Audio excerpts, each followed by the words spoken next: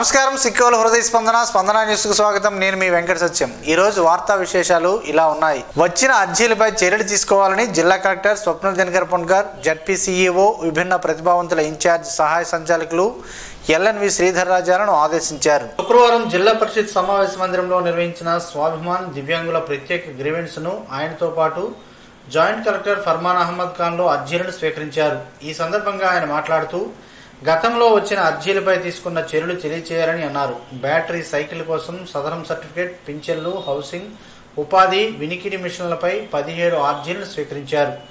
రాష్ట్ర ఉద్యోగుల గ్రీవెన్స్ పై ఏపీఎన్జీఓ నాయకులు హెచ్ సాయిరాం కారుణ్య నియామకాలు, ఉద్యోగులకు కార్పొరేట్ ఆసుపత్రుల్లో కొన్నింటికి మాత్రమే వైద్యం జరుగుతున్నట్లు కలెక్టర్కు వివరించారు. ఈ కార్యక్రమంలో ట్రైనీ కలెక్టర్ పృథ్వీరాజ్ కుమార్, జిల్లా రెవెన్యూ అధికారి M Venkateswararao, deputy collector Padmavathi, ZP CEO, విభిన్న ప్రతిభావంతుల శాఖ ఇన్ఛార్జ్ ఏడీఎల్ఎన్వి శ్రీధర్ రాజులు ఫిర్యాదులు స్వీకరించారు. ఈ కార్యక్రమంలో జిల్లా అధికారులు తదితరులు పాల్గొన్నారు.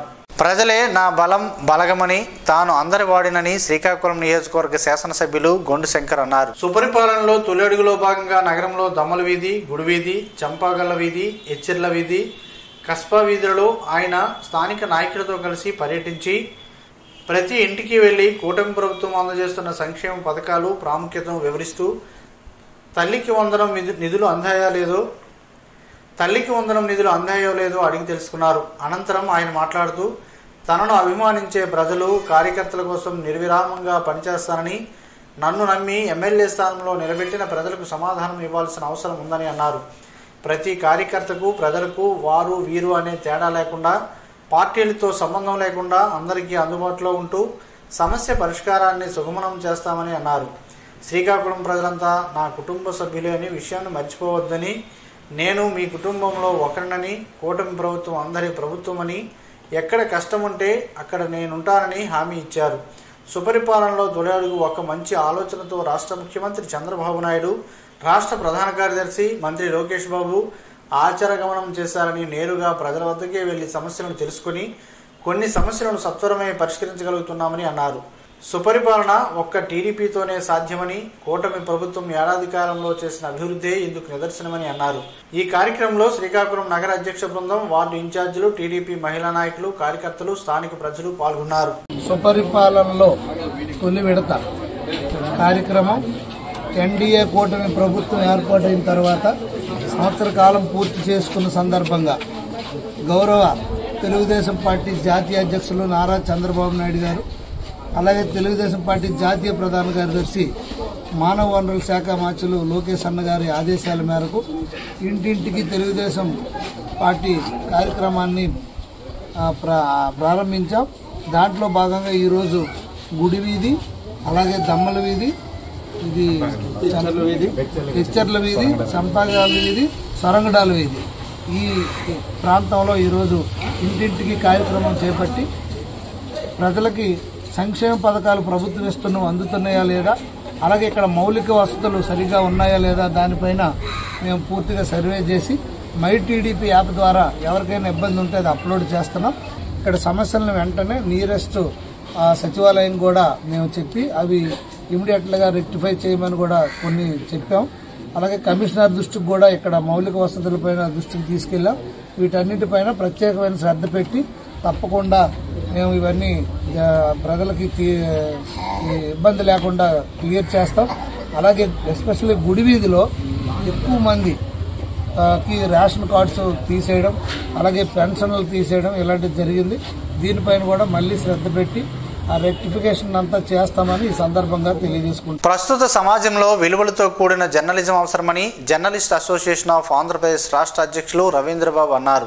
నగరంలోని ఎన్జీఓంలో శుక్రవారం జాబ్ జిల్లా నూతన కార్యవర్గాన్ని ఎన్నుకున్నారు. నిజాలను ప్రతిబింబించేలా, సమాజ అభివృద్ధిని ఆకాంక్షించేలా పత్రికలు ఉండాలని సూచించారు.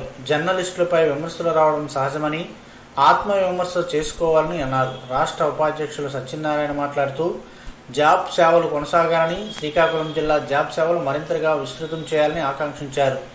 ప్రెస్ క్లబ్ అధ్యక్షులు కుంక్యాన వేణుగోపాలరావు, జేఏసీ చైర్మన్ శాస్త్రి జోగినాయుడు శ్రీకాకుళం జిల్లాలో జాబ్ సేవలను కొనియాడారు. అనంతరం శ్రీకాకుళం జిల్లా నూతన కమిటీని ప్రకటించారు. జిల్లా అధ్యక్షునిగా జి షణ్ముఖరావు, ప్రధాన కార్యదర్శిగా డాక్టర్ గంజి అజ్రా, ఆర్గనైజింగ్ సెక్రటరీగా టెంక శ్రీనివాస్, ట్రెజరర్గా పక్కి వేణుగోపాలరావు, వైస్ ప్రెసిడెంట్గా నలుగురు, సెక్రటరీలుగా నలుగురు, జాయింట్ సెక్రటరీలుగా నలుగురిని ఎన్నుకున్నారు.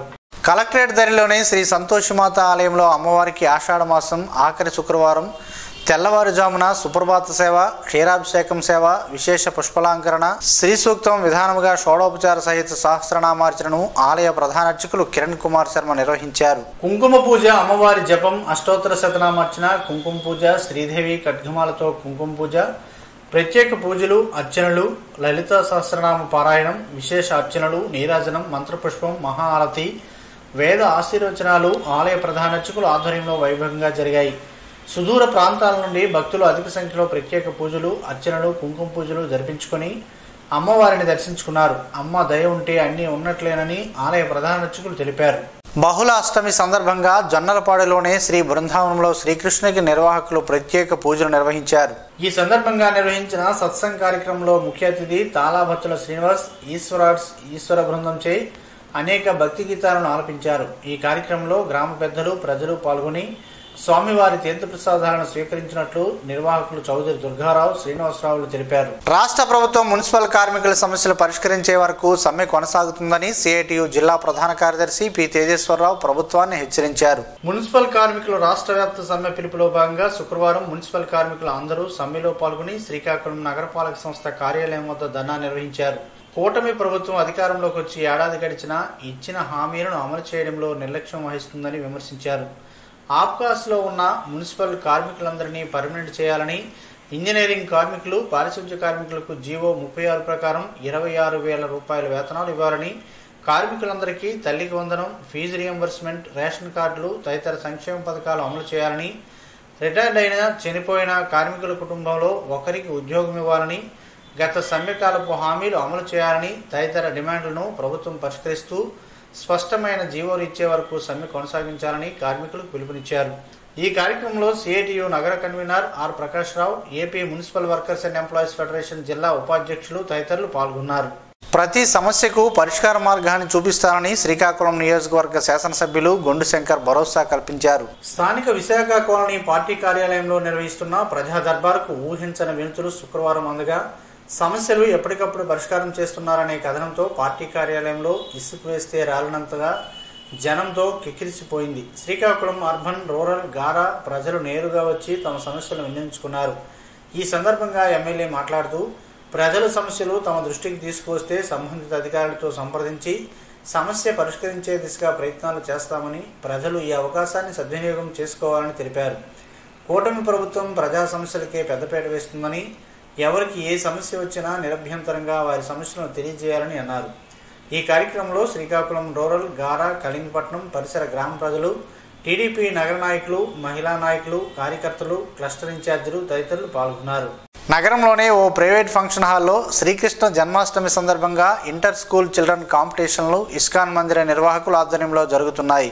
రామాయణ మహాభారతాల గురించి తెలుగులో మాట్లాడటంపై విద్యార్థులకు పోటీలు నిర్వహించారు. ఇందులో విజేతలకు ఆగస్టు 17వ తేదీన ఇస్కాన్ మందిరంలో బహుమతులు ప్రదానం జరుగునని ఆలయ పర్యవేక్షకులు లక్ష్మీపతి గౌరదాస్ తెలిపారు.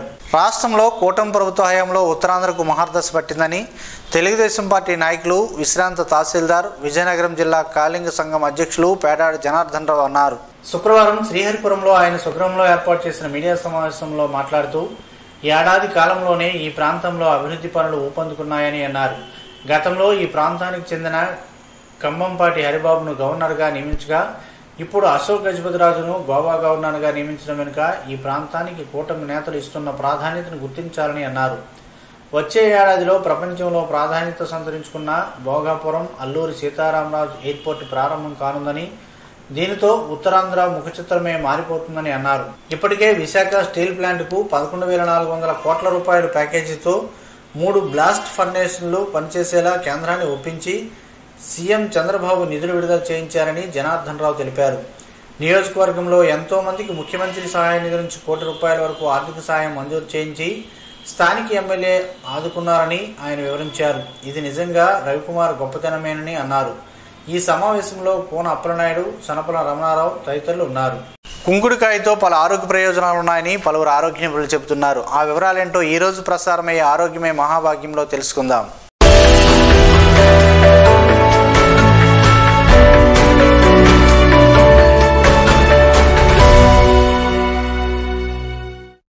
సపిండేసి కుటుంబానికి చెందిన కుంకుడు చెట్టు నుండి కుంకుడుకాయలు లభ్యమవుతాయి. కుంకుడుకాయల్ని దంచి వేడి నీటిలో కాషాయాన్ని తయారు చేసి తలస్నానం కోసం ఉపయోగిస్తారు. కుంకుడుకాయలోని సెఫోనిన్ కారణంగా నురుగు తయారై తలపైనున్న మలినాలు, దుమ్ము, ధూళి తొలగిపోయి వెంట్రుకలు శుభ్రపడతాయి. కుంకుడుకాయలను వాడాలంటే ఒకప్పుడు కొంత శ్రమ ఉండేది. ఆ కాయలను చితకొట్టి వాటిలో గింజలను తీసేయాలి. వాటిని వేడి నీటిలో నానబెట్టి ఆ రసంతో తలరుద్దుకునేవారు. కానీ ఈ రోజుల్లో పొడి రూపంలోనూ షాంపూ రూపంలోనూ దొరుకుతుంది. కానీ కుంకుడుకాయలు వాడితేనే మంచిది. కుంకుడుకాయ రసం సూక్ష్మక్రిమి సంహారిణిగా పనిచేస్తుంది. తలలో కురుపులు, చండ్రు మొదలైన చర్మ సమస్యలు ఉంటే దీనిని వాడడం ఇంకా మంచిది. ఇప్పుడు కుంకుడుకాయలో ఎన్నో ప్రయోజనాలు దాగి ఉన్నాయో వివరంగా తెలుసుకునే ప్రయత్నం చేద్దాం. ఈ ప్రయోజనాల గురించి తెలుసుకుంటే చాలా ఆశ్చర్యం కలుగుతుంది. మొదట చర్మ ప్రయోజనాల గురించి తెలుసుకునే ప్రయత్నం చేద్దాం. కుంకుడుకాయలో సహజమైన కండిషనింగ్ లక్షణాలు ఉన్నాయి. అందువల్ల చర్మాన్ని తేమగా మార్చి పొడిబారకుండా సహాయపడుతుంది. సున్నితమైన చర్మం ఉన్నవారు కుంకుడుకాయ వాడితే మంచిది. లేకపోతే కుంకుడుకాయ నుండి తయారైన ఉత్పత్తులను ఆయన వాడవచ్చు. అద్భుతమైన క్లెన్సర్గా పనిచేస్తుంది. సబ్బుకి బదులుగా కుంకుడుకాయను వాడచ్చు. చర్మాన్ని చల్లబరచడమే కాకుండా శుభ్రపరుస్తుంది. కుంకుడుకాయ రసంలో నచ్చిన ఎసెన్షియల్ ఆయిల్లో కొన్ని చుక్కలు కలిపి ఫేస్ వాష్గా కూడా వాడచ్చు. స్కిన్ టోన్ మెరుగుపడుతుంది. మొటిమలు, బ్లాక్ హెడ్స్ను తొలగించడానికి కుంకుడుకాయ చాలా సమర్థవంతంగా పనిచేస్తుంది. తలలో పేల సమస్య తగ్గించడమే కాకుండా చుండ్రుని కూడా తొలగిస్తుంది. మంచి కండిషన్గా పనిచేస్తుంది. కుంకుడుకాయలను వాడడం వలన పర్యావరణాన్ని పరిరక్షించేవారం అవుతాం కూడా. ఇప్పుడు మార్కెట్లో వస్తున్న షాంపూతో పర్యావరణానికి ముప్పు కలుగుతుంది. కావున అలాంటి షాంపూలను వాడకుండా చక్కగా కుంకుడుకాయలను వాడుకోవడం వలన ఆరోగ్యానికి, పర్యావరణానికి మంచిదే అన్న విషయాన్ని గ్రహించాలి.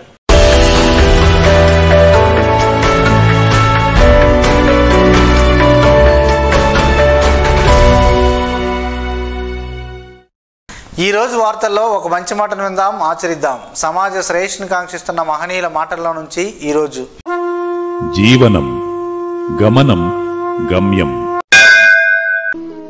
హైందవుడు అంటే తనకు గాని, కుటుంబానికి గాని, సమాజానికి గాని ఉపయోగమైన పని చేయువాడు.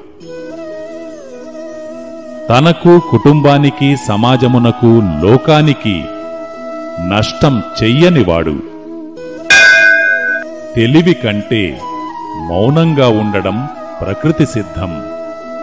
మౌనం కంటే ఏకాంతంగా ఉండడం ఆత్మసిద్ధం. ఈ అన్నింటినీ త్యాగం చెయ్యడమే పరమాత్మ సిద్ధం. ఓం శ్రీ గాయత్ర్యై నమః. స్పందన న్యూస్ ఇప్పుడు యూట్యూబ్లో అందుబాటులో ఉంచడమైనది. SDV స్పేస్ స్పందన అని టైప్ చేసి ప్రేక్షకులు తమకు అనుకూలమైన సమయంలో న్యూస్ని వీక్షించగలరు. ఈ వార్తలు ఇంతటితో సమాప్తం. మరలా ప్రసారమయ్యే స్పందన న్యూస్లో కలుద్దాం. అంతవరకు సెలవు. నమస్కారం. మీ మాటే మా బాట.